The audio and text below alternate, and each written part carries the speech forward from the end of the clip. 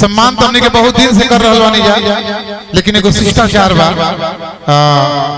आज अहमद से हम सर्वप्रथम राजा, ढेर लोग के इस चीज में एगो डाउट हो जाला कि मैं बड़ के है छोट के है। हां जी कबो एमे लौ के है कुछ के है धोखा हैं बोला नो।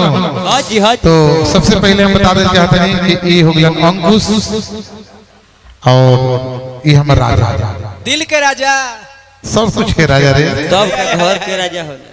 तो सबसे प्रथम हम राजा जी के चाहब कि हाँ हाँ सब कोई बात नहीं है।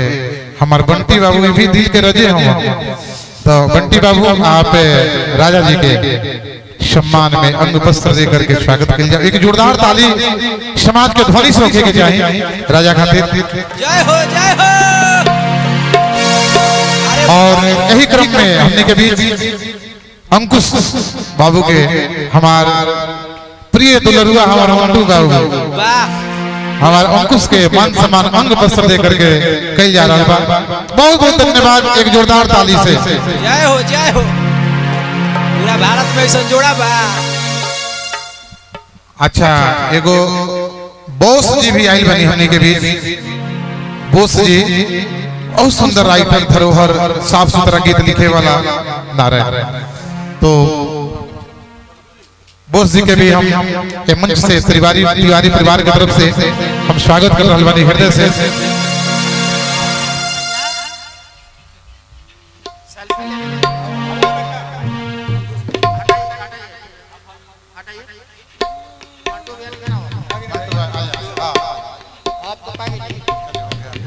बोस जी के हम हृदय से मंच से स्वागत करता नहीं।